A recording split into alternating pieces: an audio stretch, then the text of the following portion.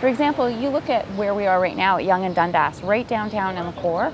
It's amazing. Only 13% of people arrive to this area by automobile. And it just shows you in a place in the downtown core where everybody wants to be.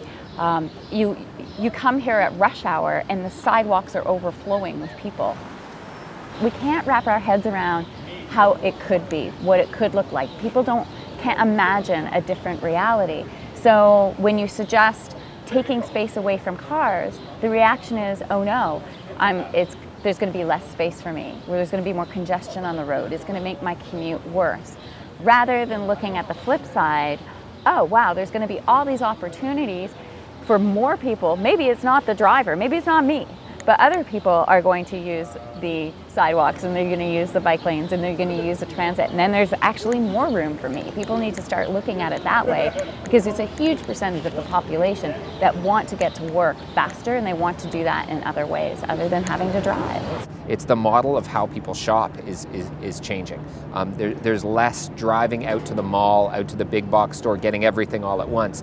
For many of us that live in communities that are walkable neighborhoods, that have the amenity of a butcher shop, a bakery, a local fruit and vegetable produce stand, we want to go to those because they're closer to our homes. We don't have to jump in the car, drive to a giant parking lot, and then fight through a long cashier's line. We prefer to have that amenity closer.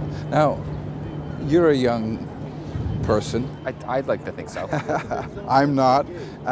Some people have argued that this is a generational thing, that once my generation is out of the way, once it's been pushed aside, that the millennials will take over, and that they're the ones who, as much as anyone, want to be downtown, living in the condos. They're the ones who want to walk to work, ride a bike to work. Is that your experience? I don't think it's just generational. I think that there's also a bit of a geographical change. It depends on people's habits.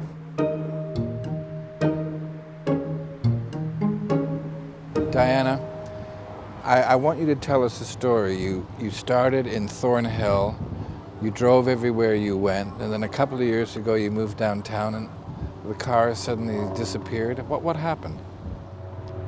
Well, I had the car for about a year when I first moved downtown, and I noticed I wasn't using it often, and I was paying for a car and using Uber, Transit, and Car2Go actually. So that's the car service where you can rent by the hour practically. Rent by the minute. By the minute. So you can take the car, drive to your destination, drop off the car anywhere in the lots that are there, and then you just leave it there. So you can go out drinking and whatnot, not have to worry about getting your car, paying for parking or anything like that. So in other words, you didn't need a car. You discovered that you didn't need a car to live in the city. Yeah. And I live more of an active lifestyle because of that too. Like in the summertime, I bike to work.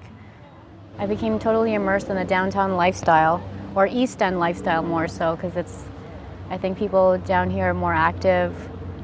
You know, everyone's exercising every day or doing activities, and it's engaging, and I love it. Because this is where the lifestyle is. This is where the things these are where my friends are now. This is where I want to be, or I want to hang out, and I wanted to live near the beach.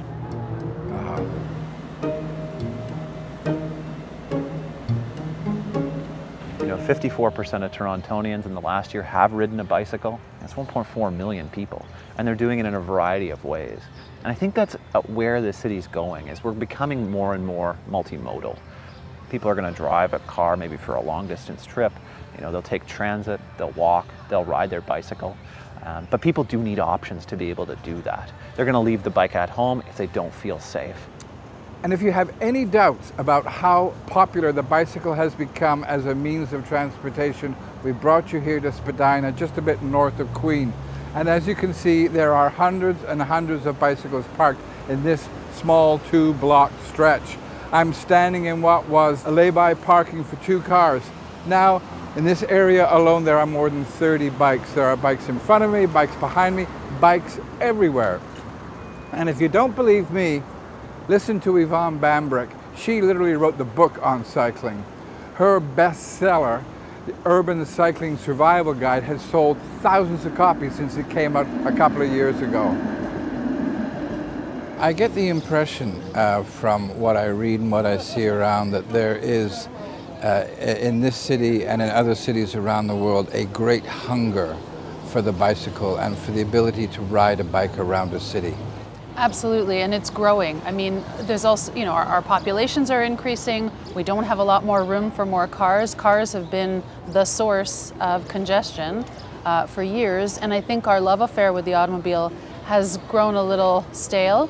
We're recognizing the value of active lifestyles, you know, active living, and recognizing the value of a predictable travel time. The bicycle offers predictable travel times. Once you know your route, you don't get stuck in traffic. You go past it.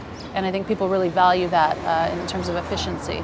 And just to get back to the issue of safety, I mean, we've been talking about the Scandinavian countries where they ride bikes. I mean, they ride bikes as if it's the most natural thing in the world. They're not dressed in helmets and elbow pads and you know, horns and this and that. Yet here we think of it as a very dangerous thing. When will we ever achieve that sort of equivalent condition here in Toronto where you can just hop on your bike, ride to work, and not think twice about whether I'm going to make it back in one piece or not? Are we going to achieve that? Yeah, I think so. I mean, my sense is that at the end of the day, you know, when we're talking about people who are riding bicycles in Copenhagen or, you know, in Amsterdam or in other places, we're talking about people who ride bicycles. We're not talking about cyclists. This is not an identity issue. This is just a way that people just get around. Good point. And increasingly, I think we're going to see that more and more in the city of Toronto.